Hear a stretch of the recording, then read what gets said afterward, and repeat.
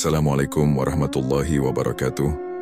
Selamat datang kembali di channel Bagong Cerpen, tempat di mana setiap cerita menyimpan kegelapan, misteri, dan bisikan dari masa lalu yang tak pernah benar-benar pergi. Malam ini, aku akan membawakan sebuah kisah yang tidak biasa. Sebuah cerita yang mungkin akan membuatmu menoleh 2 kali ke belakang sebelum mematikan lampu dan tidur malam ini. Tapi sebelum semuanya dimulai, tekan tombol like pada video ini, subscribe channel ini, dan nyalakan lonceng notifikasimu, karena cerita-cerita seperti ini bisa datang kapan saja tanpa peringatan. Dan sekarang, tarik napas dalam-dalam, pastikan pintumu terkunci, dan jangan biarkan suara di luar mengalihkan perhatianmu, karena inilah saatnya kita mulai ceritanya. Desa Plemanyar terletak di tepian kaki Gunung Kendil, dikelilingi hutan bambu yang sunyi. Sejak turun mesin terakhir angkutan umum, hanya terdengar nyanyian jangkrik dan desir angin menyusup di sela pepohonan.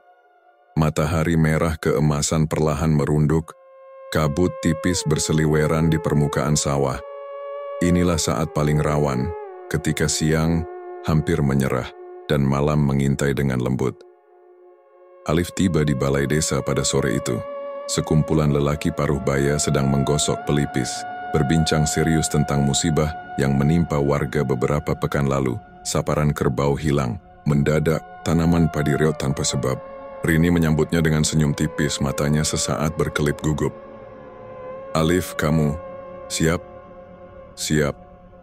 Tapi, apa benar ada yang tidak wajar di sawah barat?" Rini menghela napas. Orang-orang bilang ada bayangan melayang di antara padi persis waktu senja. Mereka takut, Al. Pak Sumarno memotong. "Jangan dianggap remeh. Benda-benda warisan nenek moyang hilang satu persatu. Piring, kendi, semua barang yang dipakai dalam ritual sederhana." Suaranya rendah, bergema di ruang senyap. Lampu kantin berbunyi cek lembut, menandai pergantian arus. Belum ada listrik di kampung kecil ini. Mereka masih mengandalkan genset jadul. Ketika Alif berjalan menelusuri jalan setapak ke penginapannya di rumah Pak Udin, gemerincing ranting bambu terasa seperti bisikan. Bayangan pepohonan membentang di tanah berlumpur, membentuk sosok-sosok hampir manusia. Sesampainya, ia mendapat secarik kertas. "Berhati-hatilah saat senja. Jangan tengok ke belakang." Tanpa kop surat, hanya tulisan tangan yang bergetar. Hujan gerimis pun turun, setetes dingin menghantam batu nisan tua di pekarangan. Alif menatap lantai, ingat kisah Nyi Roro Kidul. Dongeng kelam yang dahulu dia remehkan. Kini, di antara desir air hujan dan renyah bambu, kisah itu terasa hidup. Senja kemarin masih membekas di ingatan Alif. Gemerincing kaca jendela, titisan hujan, secarik pesannya. Pagi ini, kabut tipis masih menyelimuti hamparan sawah. Langkah Alif terhenti di jalan setapak berlumpur, menatap hamparan padi yang berayun perlahan. Rini menemaninya, wajahnya pucat. "Aku belum pernah merasa begini," bisik Rini, matanya menatap ke kejauhan.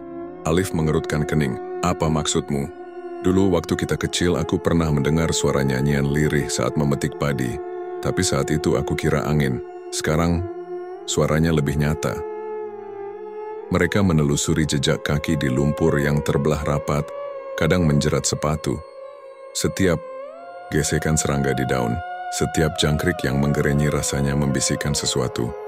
Alif mengeluarkan kamera, lebih untuk menenangkan diri daripada dokumentasi. Ia memotret butir-butir embun di pucuk padi, berharap mendapatkan pola gangguan. Di ujung sawah, seorang lelaki renta menunggui peralatan bajak. Pak Mulyono, petani setempat, menoleh ketika melihat kedatangan Alif dan Rini. "Pagi Mas Mbak," sapanya serak. "Pak Muli, ada yang aneh di sawah barat?" tanya Alif. Pak Mulyono tertawa miris. "Aneh? Siap-siap saja kalau sorenya nanti kalian lihat bayangan yang tak punya kepala, mengambang." "Bagaimana mungkin?" Rini terkejut. Pak Mulyono menurunkan topi capingnya, menatap kelam. "Ini bukan dongeng. Ayah saya juga melihatnya dulu, tapi dia meninggal gara-gara jantungnya berhenti. Mata Alif membelalak, detak jantungnya berdegup lebih kencang. Ia menoleh pada Rini, yang kini menunduk, bibirnya bergetar. Pak Muli, ada yang mau saya tanyakan lebih jauh? Lebih baik jangan, sahut Pak Mulyono. Tangannya menunjuk sebuah pohon bambu menjorok ke sawah. Itu tempatnya sering tersedot, kayak lubang hitam. Siapapun yang terlalu dekat suka pingsan. Rini menarik tangan Alif, menuntunnya pergi. Kita cek dulu ke balai desa. Ada data lama tentang kecelakaan kerja di sini. Dalam kepalanya terbesit bayangan masa kecilnya ketika ia dan Alif menemukan kubangan berdarah di balik tegalan.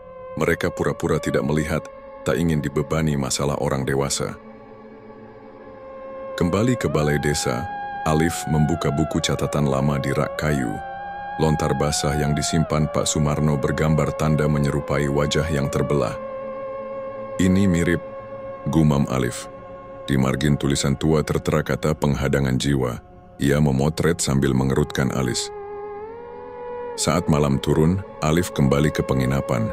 Sekilas di balik jendela, ia melihat siluet panjang, bergerak cepat melewati ladang jagung. Napasnya membeku. Ia meraih kamera, menekan tombol rekam. Suara genggaman bambu yang patah gemerisik dan kemudian sebuah teriakan pelan tersendat membangkitkan ingatan Rini tentang suara nyanyian lirih masa kecilnya. Fajar belum benar-benar menyingsing ketika Alif memutuskan menyusuri jalan setapak ke pemakaman tua di tepi hutan bambu. Kabut tipis masih menggantung, menutupi nisan-nisan tua berlumut. Rini ikut dengan langkah pelan, matanya merah kantung lelah. Hari ini, ia bertekad mengungkap rahasia desa yang selama ini dikaburkan. Di pintu gerbang batu, Pak Sumarno sudah menunggu, menghirup uap kopi hitam. Sorot matanya tajam namun lembut menyambut. Kamu berdua cukup berani, ujarnya tanpa basa-basi. Alif menggenggam kamera. Pak, kami butuh tahu cerita lama yang berhubungan dengan penghadangan jiwa. Rini menambahkan, suaranya bergetar halus. Aku ingin tahu kenapa nenek selalu menutup mulut saat cerita itu keluar. Pak Sumarno meneguk kopi lalu menatap ke pepohonan bambu yang bergoyang. Dulu, jauh sebelum penduduk membawa mesin bajak, adat desa ini melarang menanam padi di bulan ledakan. Bulan ledakan itu, warga percaya, malamnya arwah terdahulu berkeliaran mencari tumbal. Tumbal? Tanya Alif, merendahkan suara. Ya, orang yang nekat bekerja, mereka akan dihadang. Jawab Pak Sumarno. Penghadangan jiwa bukan mistis berlebihan. Ini mekanisme perlindungan alam. Arwah yang belum tenang menolak gangguan. Rini menatap tanah basah. Ingatannya menyeruak.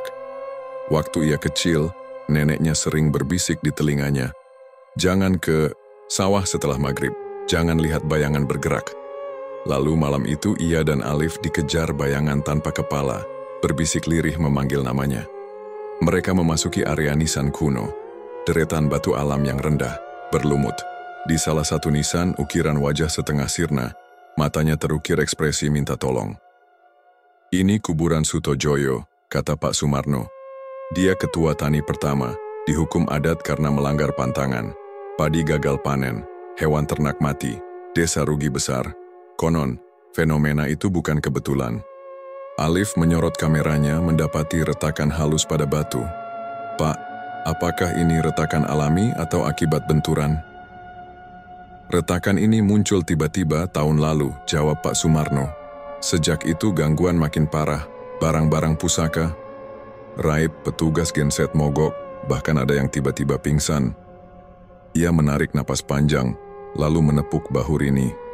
Kelak, hanya kebenaran yang bisa menenangkan arwah. Saat mereka hendak berlalu, terdengar suara ketukan kayu. Rini menatap ke sisi nisan. Ranting bambu patah seperti bambu kedondong, menimbulkan reruntuhan halus. Angin dingin berhembus, membawa suara desahan, seolah ada yang menahan napas. Alif, kau dengar? Bisik Rini. Ya, jawabnya, matanya melebar. Ada seseorang di balik sana. Mereka mendekati bayangan di balik pohon bambu, Figurnya membungkuk, wajahnya tertutup kain debu. Tangan ringkihnya memegang kendi tanah liat yang retak, lambat menepuk-nepuk seakan memberi salam. Getaran dingin merayap di tulang punggung. "Siapa kau?" tanya Alif, suaranya serak. Figur itu menoleh perlahan, matanya merah berlinang air. Bibirnya terbuka, hendak bersuara, namun hanya suara desir angin yang terdengar. Malam lebih pekat dari biasanya. Hanya remang lampu minyak pelita di beranda rumah Pak Udin yang memecah kegelapan. Suara jangkrik serentak bagai orkestra sunyi. Alif duduk di kursi rotan, matanya merah menerawang kecawan kopi pahit. Rini mengaduk, kaldu jamu hangat, bibirnya kaku menahan kegelisahan. "Kamu yakin mau terus?" tanya Rini, suaranya nyaris tenggelam oleh desir bambu di halaman. Alif meneguk kopi, menatap temaram. "Aku sudah terlanjur tahu banyak, Rin. Kalau berhenti sekarang, arwah..." "Bukan arwah," potong Rini, menunduk. "Ini santet." Bayangan bayang-bayang di dinding bergoyang mengikuti ayunan lampu. Di meja kecil, buku catatan Alif terbuka di halaman bertuliskan Pesugihan Hutan Kendil dan Ilmu Santet Merah. Coretan tinta merah samar menyerupai jejak cakar. Rasa cemas menyesak dada mereka. Esoknya mereka menemui Bu Sukina, janda paruh baya yang digunjing masyarakat petani. Katanya ia pernah menjadi saksi ritual hitam di dalam hutan bambu. Jalan setapak menuju pondok gubuknya berliku, dipenuhi daun gugur dan akar menggulung. Angin dingin menembus celah kayu tipis. Santet tak datang sendiri. Suara Bu Sukina serak. Ia menyalakan sebatang dupa, asapnya berputar. Ada yang menanam, lalu melepaskan arwah korban. Rini merapatkan syal, mempertahankan suara. "Arwah korban apa, Bu? Korban siapa?" Bu Sukinah menutup mata, menggigil. Dulu, Sutojoyo tak cuma dihukum adat.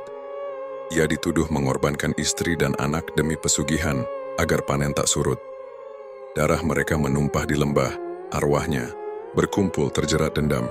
Alif mengernyit, semua kembali terhubung. Kehilangan kerbau, tanaman padi reot, bayangan tanpa kepala. Jadi arwah itu bukan melindungi, tapi mengamuk. Bu Sukinah mengangguk pelan, bibirnya gemetar. Ya, mereka haus keadilan, korban santet, bukan orang yang sembrono. Sore menjelang, Alif dan Rini kembali ke balai desa. Mereka menelusuri peta hutan Kendil, memperhatikan lingkaran kemenyan di sudut peta, tempat pesugihan kabarnya dilakukan. Suara ketukan seperti gerabah dipecahkan terdengar. Dari luar, mereka menoleh tetapi hanya kelap-kelip lampu sepeda motor berhenti di pintu gerbang. Dua lelaki berjaket hitam turun tanpa berbicara. Sorot mata mereka dingin. "Jangan cari tahu lebih lanjut," bisik salah satu, suaranya datar. "Siapa?" "Kalian?" tanya Alif, berusaha tenang. Lelaki itu hanya menatap, lalu berlalu ke jalan setapak gelap. Suara mesin motor menghilang, menyisakan denyut di kuping mereka. Di malam itu, di balik dinding kayu, Alif dan Rini terjaga. Suara desahan seolah memanggil, memecah kesunyian. "Alif, Rini." Angin menarik tirai tipis, dan dalam lampu, redup di sudut ruangan tampak bayangan kepala terangkat, menatap diam dengan mata kosong. Malam makin larut ketika Alif dan Rini memutuskan menembus hutan bambu menuju titik lingkaran kemenyan di peta. Hanya diterangi lampu senter kecil, rimbun batang bambu menciptakan lorong gelap.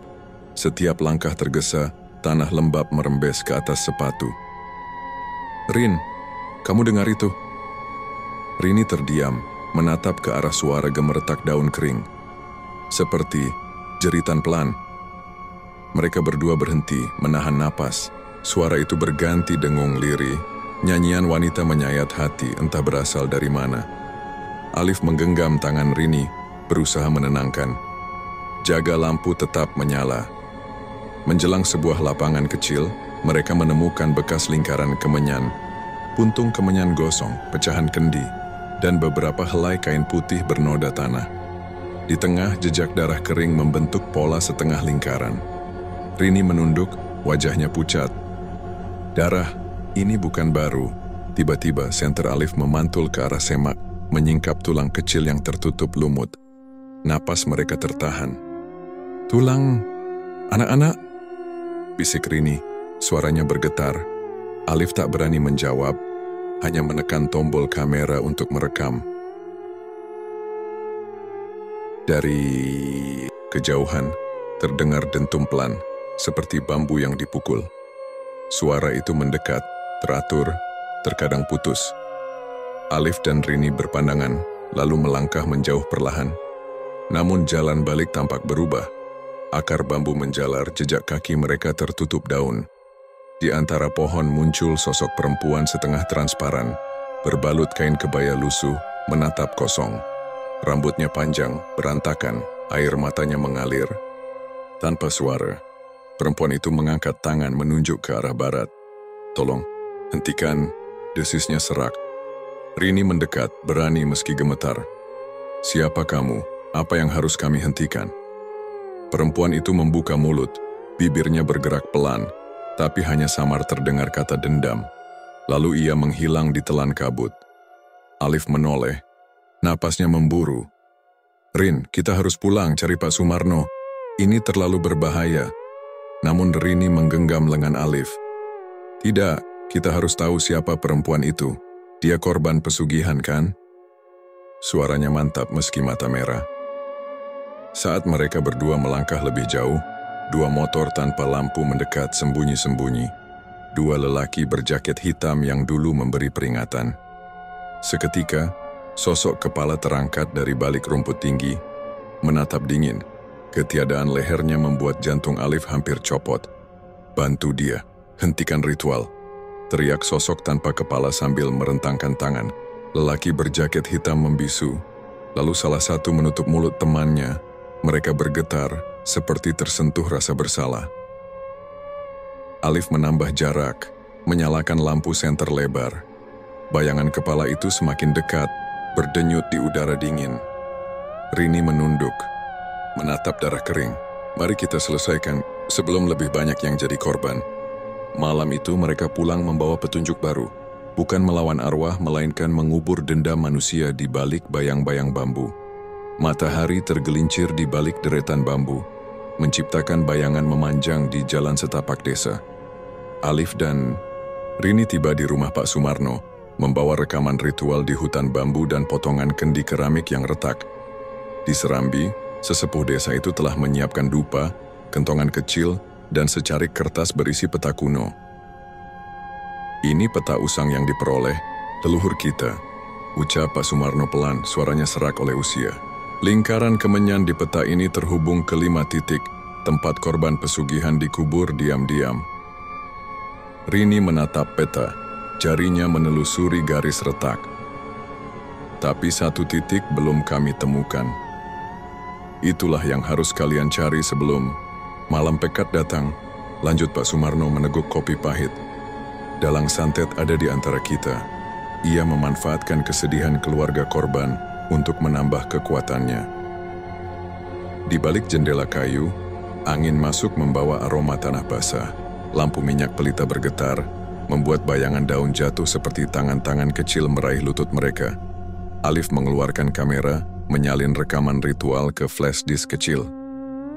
"Kita harus buktikan siapa pelakunya," katanya. Suaranya rendah, tapi penuh tekad. Mereka berangkat menuju titik pertama, bekas makam Sutojoyo, dengan berjaga-jaga. Rini membawa tas berisi garam, paku, dan telur, alat tradisional untuk mematahkan santet.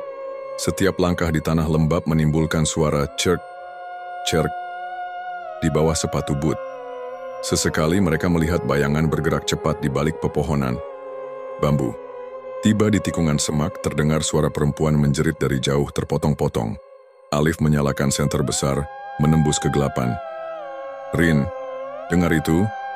Rini mengangguk cepat, air matanya mengecil. "Ayo cepat." Mereka berdua berlari menembus rimbun bambu mengikuti suara tersekat. Di sebuah gubuk reot, mereka menemukan Bu Sukinah terbaring lemah, tangan menjejak di tanah. Sekali lagi, orang-orang berjaket hitam muncul, namun kali ini mereka disergap oleh dua sosok misterius berbalut jubah hitam dan topeng kayu. Alif dan Rini terhenti, napas memburu. "Stop, lepaskan Bu Sukina," teriak Alif, merekam adegan dengan kamera. Sang dalang, sosok tertinggi dengan suara serak, menoleh sambil menatap Rini. "Kalian terlalu dalam mencampuri urusan kami." Rini maju, suaranya tegas. "Kami tidak akan diam. Ini sudah terlambat. Bagi keluargamu, mereka menjadi tumbalmu." Tiba-tiba dentuman kentongan keras menggelegar dari balik gubuk, memecah ketegangan. Bayangan kepala tanpa leher muncul lagi, menari di udara, melepaskan raungan seperti tangisan arwah. Semua orang terhenti, gemetar. Dalang santet terhuyung, topengnya retak halus. Alif mengambil kesempatan, meraih tangan Bu Sukina. "Ayo pergi," desaknya pada Rini. Mereka berlari keluar gubuk, hati nyaris copot. Di belakang mereka, suara jeritan dalang terdengar menyesakkan dada, sementara bayangan kepala itu menuntun jalan, seakan ingin menunjukkan satu titik terakhir yang belum terungkap. Ketika bulan purnama akhirnya muncul di balik awan, Alif dan Rini menoleh sekali lagi. Bayangan kepala terjatuh di bawah pohon bambu tua, menunjuk ke tanah yang retak. Embun pagi melekat di dedaunan bambu, menetes perlahan di batang bambu yang tinggi menjulang. Alif dan Rini berdiri di tepi sebuah aliran sungai kecil, titik terakhir di peta kuno Pak Sumarno.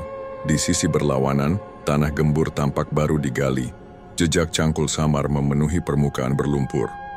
Napas mereka tercekat saat menyadari bahwa di sanalah korban terakhir dikubur. "Rin, ini dia," gumam Alif, suaranya bergetar. Rini menyipitkan mata, menatap garis konsentris bekas cangkul. "Ayah tukang batu itu hilang sebulan lalu. Ini mayatnya kan?" bisiknya. Mereka meraba tas, garam, paku, dan telur, lalu menabur garam mengelilingi lubang. Tiba-tiba, desah angin membentuk lingkaran, memutar debu dan dedaunan kecil di udara. Dari balik pepohonan, dua sosok berjaket hitam muncul, menatap tajam ke arah mereka. "Kalian tak pantas mengusik," ucap yang satu, suaranya berat. Alif mengangkat kamera, menyorot wajah mereka. "Kami punya bukti rekaman kalian melakukan ritual." "Lepaskan," bentak Rini, air matanya memuncak. "Dia keluarga kami." Sosok berjaket hitam itu menoleh pada rekannya, ragu. Saat itulah suara jeritan pelan terdengar di tepian sungai. Suara yang tak lagi sekadar angin. Bayangan perempuan berselubung kabut muncul lagi, menyorongkan tangan rapuhnya ke arah lubang. "Kebenaran, biarkan terkuak," desisnya. Alif maju, setengah berlutut. "Maafkan kami. Kami ingin menghentikan penderitaanmu." Ia menancapkan paku kayu di sekeliling lubang, lalu memecahkan telur ke tanah, mengikuti petunjuk adat. Rini menaburkan garam di kepala mayat sambil memanjatkan doa lirih. Di situasi hening, sosok berjaket hitam mundur, napasnya terengah. Cahaya matahari menembus lubang pepohonan, menyoroti retakan topeng kayu yang sempat dipakai sang dalang. Dengan langkah terhuyung, ia melepaskan topengnya, wajahnya terbungkam oleh penyesalan. "Aku terpaksa," bisiknya, air matanya menetes. "Mereka memintaku memberi tumbal." Hebatnya, di saat itu juga, angin lembut berhembus, membelai permukaan air sungai. Bayangan sang korban perlahan memudar menyatu dengan kabut tipis. Kelenjar kopi di perut Alif menegang, tetapi hatinya terasa tenang. Arwah meminta keadilan, bukan pembalasan. Ketika kedua lelaki itu pergi tanpa satu kata, Alif dan Rini saling pandang. Tanah yang semula segar kini mulai menutup kembali jejak. Kuburan, seolah alam hendak menelan dendam lama. "Selesai," bisik Rini, menggenggam tangan Alif erat, namun tatapannya menahan kegelisahan. "Tapi, apakah semua sudah berakhir?" Alif menunduk, menatap air yang mengalir pelan, lalu mengangguk pelan. Hingga imbangan benar terjadi. Mereka melangkah keluar hutan bambu, meninggalkan sunyi yang kini terasa lebih damai. Namun bayangan gelap masih mengintai di ujung mata. 2 hari setelah pemakaman terakhir, Hujan turun tanpa henti. Air menggenang di parit, membanjiri jalan, setapak desa hingga setengah betis. Suara gemericik air beradu dengan rintik hujan, menciptakan aura kelam yang semakin menyesakan. Alif berdiri di depan rumah kayu kecilnya, menatap sawah tergenang setinggi mata kaki. Di kejauhan, sekumpulan petani menjerit, menudingnya sebagai biang kerok. "Ini semua gara-gara kalian, lihat sawah kami." "Peduli amat," balas Salah, satu pria berbaju lusuh sambil melempar batu ke tanah berlumpur. Rini muncul dari balik pintu, membawa sepanci air hangat. "Kita tidak bermaksud." Suaranya tertahan oleh dera hujan. Satu lemparan kerikil menghantam papan dinding, menciptakan dentuman nyaring. Alif menahan amarah menunduk. "Kita justru telah menenangkan arwah, bukan membangkitkannya." Sebelum debat semakin ricuh, Pak Sumarno datang terhuyung. Tubuh renta sesak, tangan menekan dada. "Tolong, kita harus ke balai desa," napasnya parau. Ia terjatuh, dahi berlumuran tanah. Alif buru-buru menolong, membawa sesepuh itu masuk. Rini menatap hujan, wajahnya pucat. "Ini efek sampingan," gumamnya pelan. Malam hari, desa lebih sepi dari biasanya. Lampu-lampu petromak di serambi rumah padam satu persatu, seakan diisyaratkan mati oleh kekuatan tak kasat mata.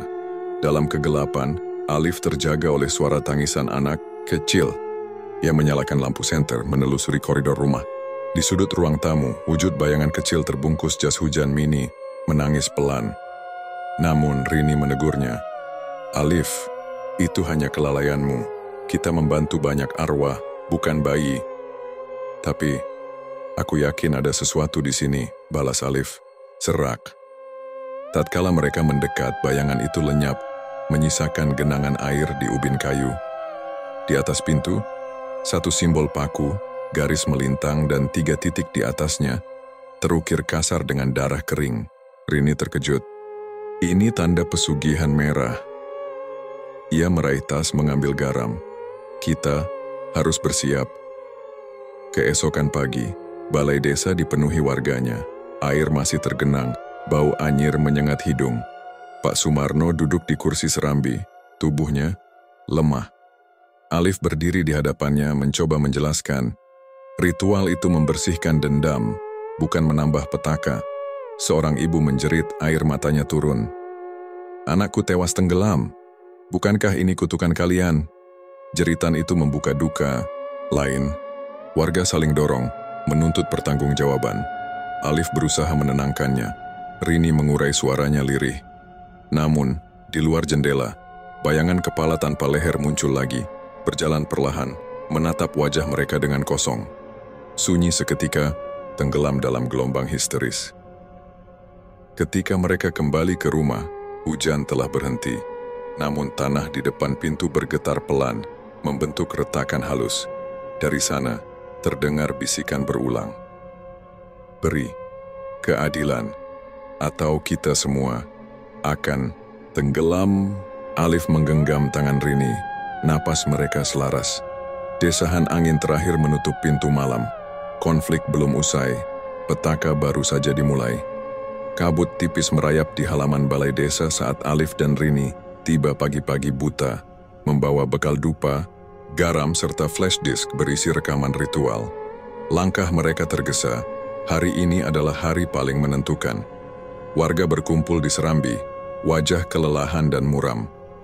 Hujan semalam meninggalkan genangan becek, menegarkan suasana. Pak Sumarno duduk di kursi roda menatap mereka dengan mata berkaca. Ini saatnya hati nurani diuji. Suaranya parau. Siapapun yang menodai adat dan meracuni jiwa saudara kita harus diungkap di sini. Alif berdiri, menyalakan pengeras suara sederhana. "Saya bersama Rini punya bukti tentang dalang di balik semua kutukan dan santet ini." Ia memutar rekaman, suara terpotong mantra hitam, jeritan busukina, dan langkah kaki di hutan bambu. Warga tertegun, beberapa menutup telinga, sebagian lain menatap dengan rasa bersalah. Tiba-tiba, dua lelaki berjaket hitam maju, wajah pucat. Salah satunya gemetar, suaranya parau. Kami. Terpaksa. Penduduk menunduk, takut dan marah bercampur aduk. Ibu yang kehilangan anaknya naik ke panggung kayu. Air matanya mengalir deras. Aku butuh jawaban. Kenapa kalian? Rini maju, meneteskan air mata. Karena mereka terancam kelaparan, persaingan panen, hutang menumpuk, dan takut desa kita punah. Suaranya mengeras. Tapi mengorbankan mereka bukan solusi. Pak Sumarno mengambil alih. Adat mengajarkan keseimbangan. Jika berlebihan alam membalas dengan kutukan. Ia menyalakan dupa, asapnya mengepul ke langit kelabu. Sekarang, mari kita bebaskan desa ini dari dendam masa lalu. Di tengah riuh tepuk tangan ragu-ragu, Alif dan Rini mengedarkan garam. Di sekeliling balai, membentuk pagar suci. Warga ikut menabur garam seolah memberi perlindungan. Lelaki berjaket hitam berdiri di pusat lingkaran, gemetar. Di sudut lapangan, bayangan kepala tanpa leher muncul, menatap tanpa emosi, seperti hakim tak terlihat. Pak Sumarno membacakan doa pengakhir. Semoga arwah korban menemukan keadilan dan jiwa kita diberi ketenangan. Ketukan kentongan keras. Terdengar, tanda penutupan ritual. Bayangan kepala itu menghilang, di bawah angin pagi. Hening sejenak, lalu terdengar suara pelan. Terima kasih. Desah itu hilang saat kabut terangkat, menyingkap sinar matahari pertama setelah 8. Episode gelap, warga berbisik mengusap pipi merasakan kelegaan meski tubuh masih lelah. Alif menatap Rini, senyumnya lelah namun tulus. Kita berhasil, bisiknya. Rini menepuk pundaknya, hingga akhir kita berdiri bersama. Dedaunan bambu masih basah oleh embun pagi ketika Alif dan Rini berjalan menyusuri jalan desa menuju tepi sawah. Udara murni, tanpa aroma dupa atau darah, memberi kesan baru, sebuah permulaan. Meski langit cerah, masih tersisa awan kelabu, tanda bahwa luka lama belum sepenuhnya kering. Di ujung jalan, Pak Sumarno duduk di bangku kayu dekat tambak, menggenggam lontar basah berisi cerita leluhur desa Pelemanyar. Tatapannya hangat saat melihat kedatangan mereka, tetapi sorot matanya penuh rindu. Anak-anakku, sapanya lembut. Kau telah menuntaskan drama kelam, namun perjalanan kita tak berhenti di sini. Alif menggenggam tangan Rini, lalu menatap, sawah berjejer hijau mengkilap. Rin, aku takut desa terlupa pelajaran ini, gumamnya. Rini mengangguk pelan. Makanya kita tulis semua dalam laporan, agar generasi mendatang tak ulangi kesalahan.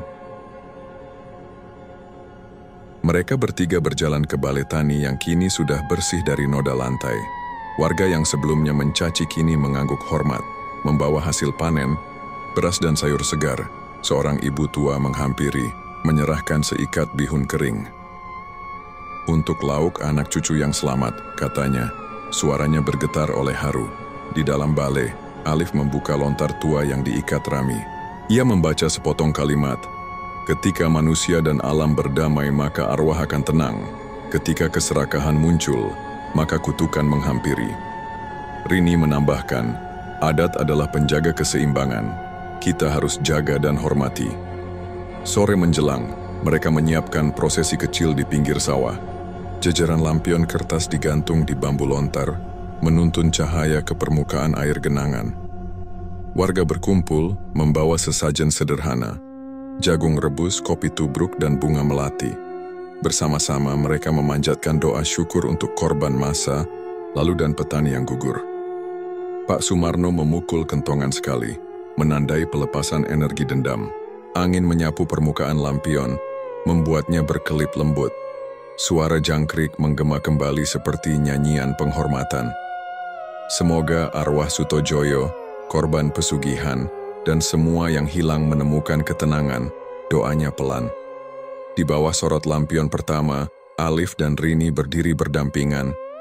Alif mengeluarkan kamera, memotret momen itu. Wajah-wajah lega, tetesan air mata sukacita, dan lampion yang menari bersamaan. Rini berbisik, inilah akhir yang damai. Alif mengangguk, tapi kenangan ini akan terus hidup. Ketika malam semakin larut, lampion terakhir padam.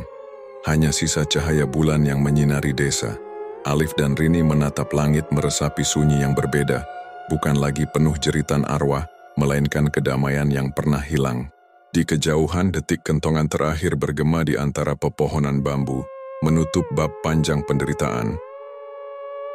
Desa Plemanyar kini terjaga. Kisah kelamnya tertulis di lontar, di hati warganya, dan di setiap pangkal bambu yang ikut menjaga harmoni. Episode penutup ini menegaskan satu hal abadi. Kebenaran dan keadilan dapat memadamkan amarah masa lalu, asal hati manusia bersedia menghormati kekuatan alam dan leluhur.